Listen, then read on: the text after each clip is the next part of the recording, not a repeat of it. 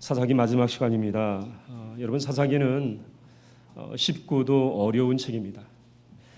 쉽다고 할 때의 그 이유는 사사기는 이야기책입니다. 여러 역사적인 이야기들이 이렇게 모아진 책이어서 쉽다라고 말할 수 있습니다. 옛날 이야기를 읽어가듯이 쉽게 읽어갈 수가 있습니다. 더군다나 사건들마다 일정한 패턴이 있습니다. 이스라엘 백성들의 배반, 그리고 하나님의 심판, 그리고 이스라엘 백성들의 부르짖음, 그리고 하나님의 구원이 바로 그 패턴입니다. 사사기 전체가 이러한 패턴의 연속이라고 말할 수가 있습니다. 그런데 내용에 있어서 그 내용을 해석하고 적용하는 데 있어서는 굉장히 어렵습니다. 내용을 보면 하나님의 백성들이 어떻게 이렇게 할 수가 있을까? 어떻게 이렇게 망가질 수 있을까 하는 의문을 갖게 합니다. 그리고 하나님은 왜 이런 이스라엘 백성들을 끝까지 포기하지 않고 붙들고 계시는가라고 하는 질문을 하게 합니다. 그리고 오늘을 사는 우리에게 이 말씀이 어떻게 적용이 될 수 있을까? 이 말씀을 어떻게 적용하며 살 수 있을까라고 하는 문제를 안겨주기도 합니다. 사사기에는 13명의 사사들이 등장을 합니다. 13명의 사사들이 등장을 한다고 하는 것은 이스라엘 백성들이 적어도 13번 하나님을 배반했다는 증거입니다. 또 반대로 하나님께서 이스라엘 백성들을 13번 구원하셨다는 증거이기도 합니다. 왜 하나님께서는 이스라엘 백성들을 계속해서 구원하고 계실까? 놓지 않고 왜 붙들고 계실까라는 거죠. 여러분 같으면 어떻게 하시겠습니까? 누군가가 여러분을 계속해서 배반을 합니다. 여러분의 뒤통수를 쳐요. 그것도 한두 번 아니라 13번. 여러분 어떻게 하시겠습니까? 우리는 한 7번 정도 되었을 때에 아마 포기했을 거예요. 사사기를 읽으면서 그런 생각이 들어요. 한 7번 정도 되었을 때에 하나님께서 이스라엘 백성들을 잘라버리시지, 포기하시지, 아니면 완전히 심판해서 멸하시지, 왜 이스라엘 백성들을 번번이 구원하실까? 왜 끝까지 붙들고 계실까? 여러분, 사사기에는 우리가 건질 만한 내용이 없습니다. 좋은 일 하나도 없습니다. 우리가 도전받을 만한 일 하나도 없습니다. 건전하고 경건한 내용 하나도 없습니다. 이스라엘 백성들이 우리에게 보여주는 것은 오로지 배신과 분열과 반역과 우상 숭배와 살인과 간음과 불륜과 폭력과 잔혹함 뿐이라는 사실입니다. 이런 이유로 사사기는 금소일 수가 있습니다. 사사기는 이스라엘의 부끄러운 역사이며 감추고 언급해서는 안 되는 역사일 수가 있습니다. 그런데 성경은 사사기를 포함하고 있습니다. 그리고 하나님께서는 사사기를 통해서 이스라엘 백성들의 치부와 죄악들을 낱낱이 드러내고 있습니다. 왜 그러실까? 왜 하나님께서는 이스라엘 백성들의, 그것도 택하신 이스라엘 백성들의 그 치부, 그 부끄러운 모습들을 낱낱이 드러내고 있을까? 누워서 침 뱉기 아닐까요? 그런데 하나님께서는 왜 누워서 침 뱉기를 하고 계실까요? 결론부터 말씀드리자면 하나님께서는 사사기를 통해서 하나님 없는 인생이 얼마나 망가질 수 있는지, 하나님 없는 인생이 어디까지 타락할 수 있는지를 보여주고 계십니다. 여러분 25절의 말씀을 읽어보십시오. 사사기 전체 주제의 말씀이기도 한데 우리 25절 다시 한번 읽어보겠습니다. 시작.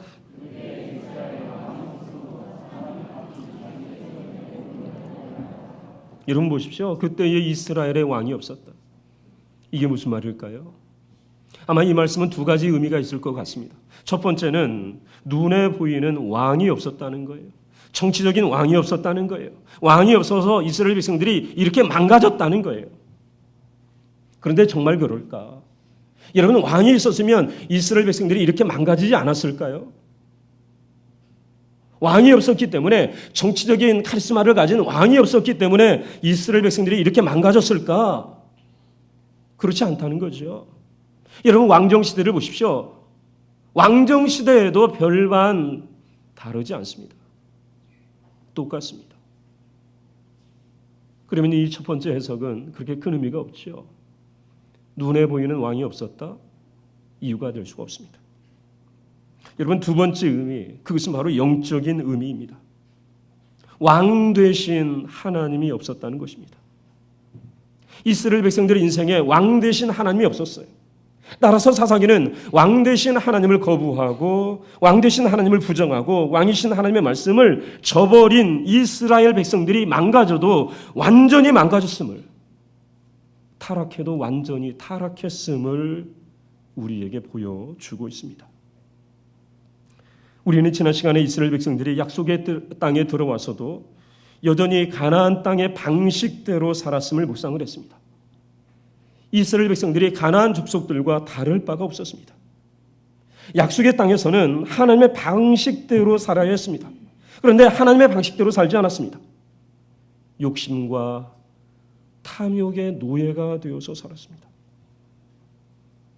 여러분, 욕심과 탐욕의 노예가 되면 사람은 이기적으로 변하게 되어 있습니다. 물론 죄성을 가진 사람이 본래 이기적인 것은 맞는 말입니다. 그러나 완전한 이타심이 사라지고 완전히 이기적인 사람이 될까? 그렇지 않죠. 왜냐하면 하나님께서 하나님의 형상을 따라 사람을 만드셨기 때문에 적어도 여러분 양심이 살아있다면 사람은 완전하게 이기적인 삶을 살지 않습니다. 불완전하지만 적어도 주변 사람들을 생각하면서 살아가게 된다라는 거죠. 그런데 오늘 본문에 나오는 이스라엘 백성들, 욕망과 탐욕에 붙들리면 붙들릴수록, 하나님의 말씀과 멀어지면 멀어질수록 사람은 이기적으로 살아가게 된다는 것을 우리에게 말씀해 주고 있습니다. 자신들의 허물과 잘못으로 베냐민 지파가 진멸되었습니다. 야베스 길르앗 사람들이 진멸되었습니다. 그런데도 이스라엘 백성들은 계속해서 이기적인 삶을 이어가고 있습니다.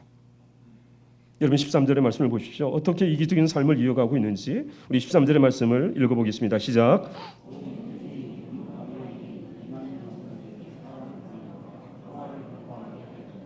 여러분 보십시오. 이스라엘 백성들이 림몬 바위에 숨어있는 베냐민 자손에게 평화를 공포합니다. 그리고 야베스 길르앗 사람들에게서 끌고 온 400명의 젊은 처녀들을 그들에게 넘겨줍니다. 여러분 이럴 수 있을까요? 여러분 얼마나 이기적인 사람들입니까? 여러분 평화가 어떻게 만들어질까요? 오늘 이스라엘 백성들이 평화를 공포합니다. 여러분 이렇게 해서 평화가 만들어질까요? 평화는 힘으로 만들어지지 않습니다. 평화는 돈으로 만들어지지 않습니다. 평화는 상대방이 가지고 있는 그 필요를 채워줌으로 인해서 만들어지지 않습니다. 평화는 상처와 아픔을 가진 사람들의 마음을 먼저 깊이 헤아리고 자신의 잘못을 인정하고 진정으로 용서를 구할 때 평화는 이루어집니다. 그런데 이스라엘 백성들은 이 과정을 생략한 채 일방적으로 평화를 공포해요. 그리고 베냐민 지파에게 전리품을 던져주죠. 400명의 젊은 처자들을 던져줘요. 그러면서 이제 됐다. 이제 모든 사건이 마무리가 될 것이다 라고 생각을 했습니다. 여러분 평화는 양의 문제가 아닙니다. 여러분 아무런 문제가 없다, 충만하다, 이렇게 말할 수 있겠죠. 여러분 평화가 만약에 그 정도의 선에서 만족할 만한 평화라고 한다면 여러분 독재 국가는 어떨까요? 여러분 북한과 같이 독재 국가는 여러분 정부에 대한 여러분 지지도가 100%를 육박합니다. 여러분 정부의 모든 정책이 일사불란하게 아무런 반대에 부딪히지 않고 시행이 돼요. 여러분 모든 사람들이 한 목소리를 냅니다. 여러분, 범죄도 없습니다. 그러면 그 사회가 이런 평화로운 사회일까? 그렇지 않다는 것이죠. 여러분, 평화는 질의 문제입니다. 여러분, 누가 누구에게 평화를 공포해요? 여러분, 생각해 보십시오. 누가 누구에게 평화를 공포합니까? 얼마 전까지만 해도 잔혹하게 폭력을 휘둘렀던 사람들입니다. 베냐민 지파를 진멸하고 씨를 말리겠다고 호언장담했던 사람들이 갑자기 평화를 공포합니다. 자신들의 잘못 인정하지 않습니다. 회개하지도 않습니다. 용서를 구하지도 않습니다. 15절 말씀에 뉘우쳤다라고 말씀하고 있지만 여러분, 이 뉘우침은 회개가 아닙니다. 그냥 우리가 좀 섭섭하게 했지, 우리가 미안한 일을 좀 했지, 이 정도의 말씀입니다. 하나님 앞에서 또 사람들 앞에서 진정으로 회개하지 않았다라는 것입니다. 여러분, 진정한 회개가 없으니 변화가 없겠죠. 변화가 없으니까 여러분 전혀 달라진 것이 없었겠죠. 여러분 보십시오. 이스라엘 백성들이 다시 문제를 풀어가는 모습을 보면 우리가 알 수 있는데, 여러분 18절 말씀을 다시 한번 보십시오. 우리 18절의 말씀을 다시 한번 읽어보겠습니다. 시작.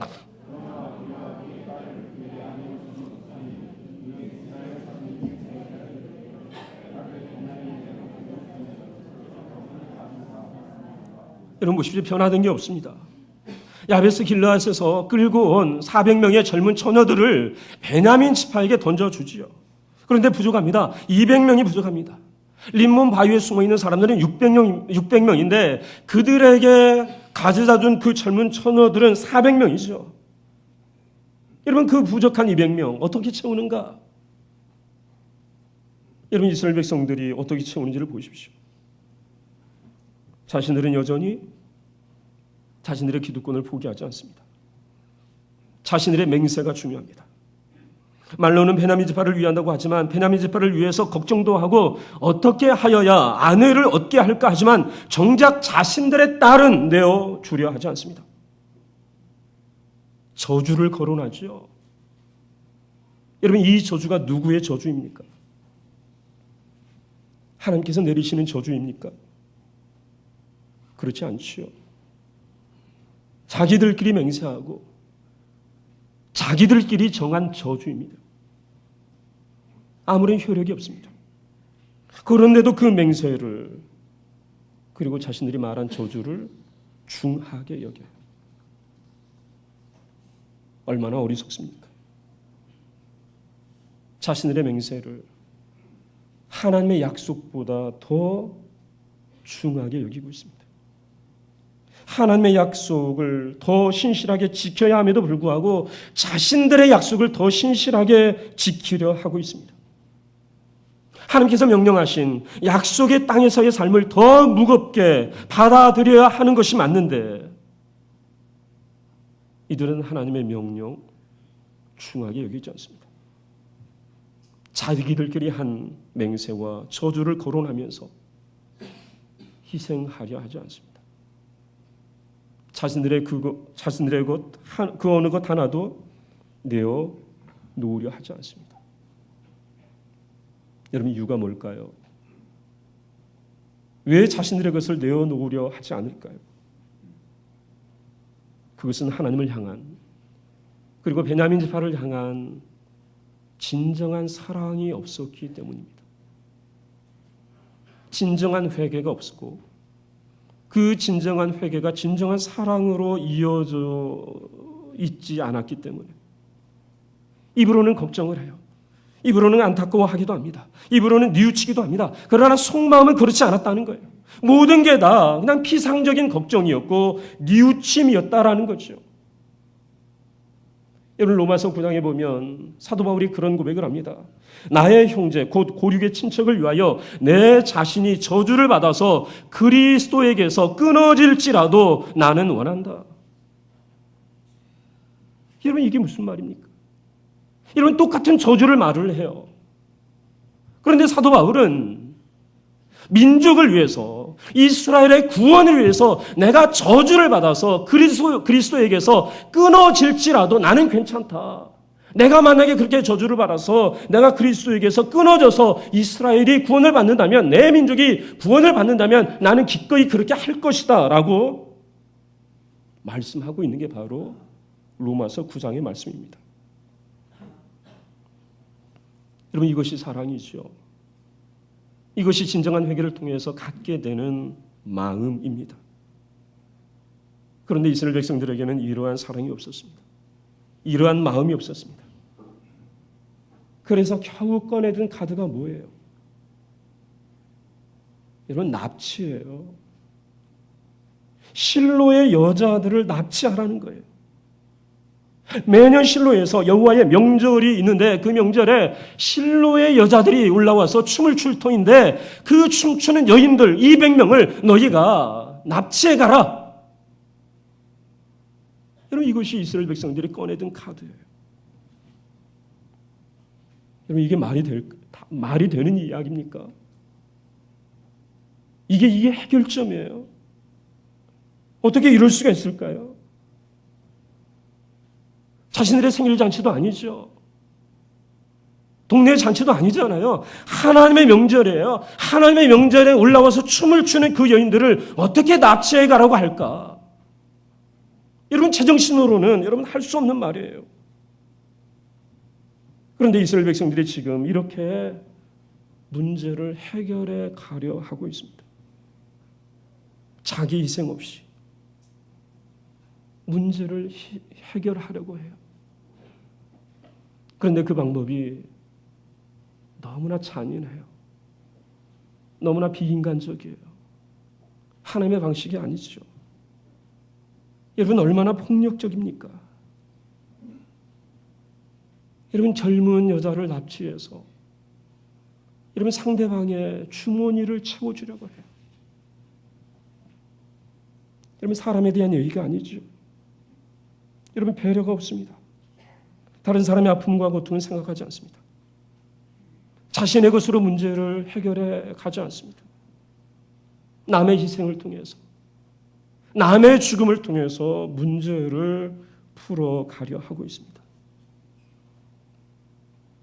여러분, 그렇습니다. 우리 가운데 남의 돈으로 생색내는 사람들이 있습니다. 자기 돈으로, 자기 힘으로, 자기 것으로 하지 않고 남의 것으로, 남의 주머니를 털어서 선교하고 구제도 하고 장학금도 주려고 하는 사람들이 있어요. 그러면서도 칭찬과 영광을 얻으려고 합니다. 자신의 지갑은 열지 않습니다. 남의 지갑을 열라고 해요. 남의 돈으로 호의호식하는 사람들이 있습니다. 나라 돈으로, 회사 돈으로, 교회 돈으로 호사를 누리려고 하는 사람들이 있어요. 이 사람들에게는 판공비와 사비가 구분이 되지 않습니다. 성교비와 생활비가 구분이 되지 않습니다. 공과 사가 구별되지 않습니다. 10여 년 전에 교회 안에서 일주일에 한 번씩 이렇게 운동을 하는 모임이 만들어졌어요. 그 모임에는 장로님도 계셨고 안수 집사님도 계셨고 교육자들도 있었습니다. 운동을 마치고 나서 밥을 같이 먹는데 유독 밥을 자주 사는 집사님이 계셨습니다. 모임의 숫자가 한 20여 명 되니까 밥값이 제법 나왔을 것 같은데 아무튼 자주 밥을 사셨어요. 그냥 조금 이렇게 싼 밥이 아니라 뭐 좀 값이 나가는 밥을 이렇게 자주 사셨습니다. 그런데 나중에 알고 보니까 이분이 법인 카드로 밥을 사셨던 거예요. 여러분, 그 회사와 여러분 우리 모임은 전혀 뭐 관계가 없습니다. 교회와도 관계가 없죠. 그럼에도 불구하고 자신이 마치 밥을 사듯이 너무나 기쁘게, 너무나 흔쾌하게 밥을 그렇게 사셨어요. 잘못된 일이었습니다. 그래서 정중하게 말씀을 드리고, 집사님 이렇게 하지 마십시다. 우리가 다 각자 회비를 내서 우리가 모든 경비를 회비로 충당하십시다. 그런 일이 있었습니다. 여러분, 진짜 헌신은 내가 하는 거예요. 내 것으로 하는 것입니다. 남의 것으로 하는 것이 아니라, 남의 손을 빌려서 하는 것이 아니라 내 손으로 내가 하는 게 바로 헌신입니다. 여러분, 기도는 어떻습니까? 기도는 내가 하는 거예요. 기도는 내 입으로 내가 하는 거예요. 우리가 물론 기도를 부탁할 때가 있죠. 하지만 여러분, 기도를 부탁하고 자기는 기도하지 않는다 하면 그건 진짜 기도가 아니죠. 목사님 기도해 주세요. 다 밀어버려요. 자기는 기도 안 하면서. 여러분, 기도는 내가 하는 거예요. 여러분, 봉사는 어떻습니까? 내가 하는 거죠. 내 손으로 내가 하는 거예요. 내가 열심히 돈을 벌어서, 내가 열심히 노력해서 헌금하고 구제하고 섬기는 것이 바로 하나님께서 원하시는 우리의 삶이라는 거예요. 이것이 바로 믿음이라는 거예요. 어떤 분들은 말합니다. 여력이 없어요, 목사님. 남는 게 없어요. 우리 살기에도 빠듯해요. 사실 그렇죠. 여러분 여유로운 사람이 얼마나 되겠습니까? 다 부족하고 다 빠듯하고 돈 들어갈 때도 많고 경조사는 왜 그렇게 많은지. 그래서 자꾸 지갑을 닫게 되죠. 주춤거리고 망설이고 미루게 되고. 그런데 가만 생각해 보면 형편의 문제가 아니라는 거예요. 액수의 문제가 아니라는 거예요. 시간의 문제가 아니라는 거예요. 얼마나 내가 하나님 앞에 많이 기도하나? 여러분, 시간의 문제가 아니에요. 우리가 그런 얘기를 하잖아요. 눈만 감아도 기도하는 거다. 두 손만 모아도 기도하는 거다. 여러분, 1,000원이어도 괜찮아요. 여러분, 꺼내놓으면 그것이 바로 하나님의 마음이 그 안에 담겨 있으면 되는 거예요. 여러분, 희생 없이 되는 것이 어디 있습니까? 내 것을 포기하지 않고 되는 것이 어디 있습니까? 내 것을 내려놓지 않고 되는 것이 어디 있습니까? 아무것도 될 수 없다는 거예요. 최근 어느 교회에서 지역의 부르 청소년들을 위한 쉼터 마련을 위해서 헌금을 했습니다. 그런데 헌금 제목이 참 재밌어요. 한샘 치고 헌금. 여러분, 이해가 되세요? 한샘 치고, 먹은 셈 치고, 마신 셈 치고, 여행 간 셈 치고, 그걸로 우리 헌금하자. 그래서 부르 청소년들을 위해서 우리 쉼터 마련해 주자. 여러분, 참 재밌고도 멋진 이름이잖아요. 한샘 치고. 여러분, 먹을 거 다 먹고 마실 거 다 마시면서 하고 싶은 거 다 하면서 여러분, 우리가 어떻게 이웃을 섬기고 어떻게 하나님의 일을 하며 어떻게 하나님의 공동체를 세워갈 수 있을까요? 절대 그럴 수 없다는 거죠. 이스라엘 백성들에게 이런 마음이 없었습니다. 이러한 사랑이 없었습니다. 자기 희생이 없었습니다. 남의 손을 흘러서 남의 희생을 통해서 문제를 해결하려 하고 있습니다. 그리고 이들의 마음이 얼마나 강팍했는지 여러분 22절 말씀을 보십시오. 22절, 우리 말씀이 좀 길지만 한번 읽어보겠습니다. 시작.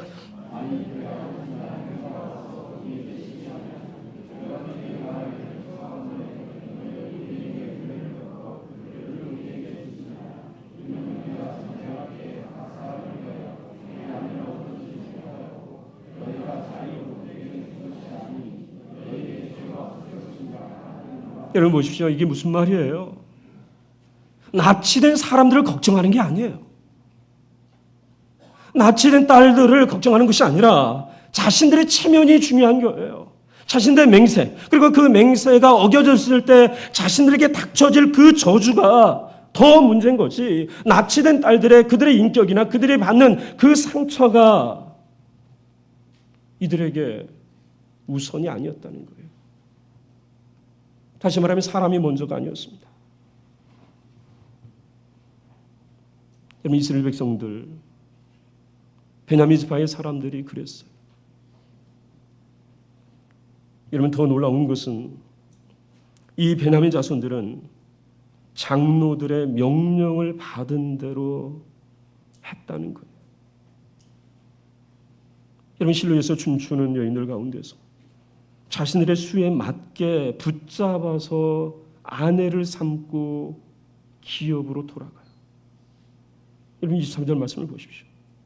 우리 23절 다시 한번 읽어보겠습니다. 시작. 베냐민 자손이 그같이 행하여 춤추는 여자들 중에서 자기들의 숫자대로 붙들어 아내를 삼아 자기 기업에 돌아가서 성읍들을 건축하고 거기에 거주하였더라. 여러분 보십시오. 그런데 이 과정을 보면, 이 순서를 보면 아내를 먼저 삼아요. 춤추는 여자들 중에서 자기들의 숫자대로 붙들어 아내로 삼아 그리고 돌아가요. 돌아가서 성읍들을 건축하고 거기에 거주하였더라. 그냥 붙들고 가서 그들을 설득해서 아내로 삼은 것이 아니라 먼저 아내로 삼았다는 거예요. 여러분 이 광경을, 여러분 이 장면을 상상만 해도 여러분 아득해지잖아요. 여러분 성경에 있어서는 안 되는 내용인 거예요. 삼류 조직 폭력배들에게나 있을 법한 일들이 지금 오늘 본문의 말씀에서 벌어지고 있어요. 그런데 베냐민 자손만 여러분 기업으로 돌아간 것이 아니라, 여러분 24절 말씀을 보시면 이스라엘 자손들도 각각 자신들의 지파와 가족에게 돌아갑니다. 그리고 돌아가서 아무렇지도 않게 잘 살았다는 거예요. 여러분 무슨 이런 일이 있습니까? 어떻게 아무렇지도 않게 살았을까요? 여러분 납치된 여러분 400명 또한 200명 실로의 여인들, 아마 이 여인들은 피눈물을 흘리며 통곡을 했을 것인데 어떻게 아무렇지도 않게 그렇게 각각 다 자기의 자리로 돌아가서 살았을까? 여러분 이 상황을 25절에서는 그렇게 결론을 내리고 있죠. 이스라엘의 왕이 없었기 때문이다. 이스라엘의 왕이 없었기 때문이다. 이스라엘의 왕이 없어서 사람들이 각자가 원하는 대로 살았기 때문이다. 여러분 여기에서 왕은 하나님이십니다. 그렇습니다. 하나님이신 왕이신 하나님이 없으면 사람들은 아무렇지 않게 살 수 있습니다. 양심의 가책 없이도 잘 살 수 있습니다. 엄청난 범죄를 저지르고도 잘 살 수 있습니다. 가정이야 망가지든 말든, 교회야 망가지든 말든, 나라야 망가지든 말든 마음대로 살 수가 있습니다. 그리고 실제로 가정을 망가뜨리고 교회를 망가뜨리고도 나라를 망가뜨리고도 잘 살아가는 사람들이 있습니다. 수많은 사람들에게 아픔을 주고 상처를 주고 수많은 사람을 죽음에 이르게 한 독재자들, 그리고 그 독재자들에게 부역했던 사람들, 지금도 잘 살고 있습니다. 교회 망가뜨린 목사들, 장로들 잘 살고 있습니다. 그대로 설교도 해요. 그대로 목회도 하고 있습니다. 이들이 왜 이럴까? 모두 왕이신 하나님이 그들의 인생 가운데 없기 때문입니다. 그러면 우리가 어떻게 살아야 될까? 약속의 땅에 부름을 받은 우리들이 어떠한 삶을 살아야 될까? 그것은 자명한 일입니다. 왕이신 하나님을 섬기며 각자의 소견대로 사는 인생이 아니라 왕이신 하나님만을 따라가며 왕이신 하나님의 말씀을 따라가며 하나님의 통치에 순종하며 살아가는 것입니다. 가정의 주인이, 교회의 주인이 왕이신 하나님임을 인정해야 합니다. 내가 왕되어 사는 인생이 아니라 하나님을 왕으로 모시고 살아야 합니다. 이러한 삶을 살 때 우리가 서 있는 땅은 약속의 땅이 될 것입니다. 하나님의 나라가 확장될 것입니다. 하나님의 거룩하심이 드러날 것입니다. 이러한 삶을 살도록 하나님께서는 저와 여러분을 여전히 붙들고 계십니다. 저와 여러분에게 여전히 기회를 주고 계십니다. 형편을 따라서 흔들릴 수밖에 없고 주저할 수밖에 없는 저와 여러분들, 지갑을 닫고 마음을 닫고 내 한 몸의 편안함을 쫓아갈 수밖에 없는 우리의 인생을 여전히 하나님께서는 붙들고 계시다라는 것입니다. 이 한 주간 우리가 결단했으면 좋겠습니다. 하나님의 말씀을 따라서 살아가도록, 하나님의 붙드심을 따라 살아가도록, 하나님의 백성처럼, 하나님의 자녀처럼 살아가도록 결단하기를 원하고, 또한 그러한 결단과 더불어 나아갈 때에 반드시 하나님께서 저와 여러분에게 이김을 주실 줄을 믿습니다. 또한 그 이김이 나에게만 있는 열매가 아니라 모든 사람에게 골고루 나누어질 수 있는 거룩한 하늘의 열매가 될 줄 믿습니다. 기도하겠습니다. 살아계신 하나님 아버지, 하나님의 말씀 따라 살기를 원하고 왕이신 하나님의 명령 따라 살아가는 저희들 될 수 있도록 인도하여 주옵소서. 흔들릴 수밖에 없는 인생입니다. 그러하기에 하나님을 더욱더 바라보고 의지하고 하나님의 말씀 의지하는 저희들 되게 하여 주옵소서. 예수님의 이름으로 기도하옵나이다.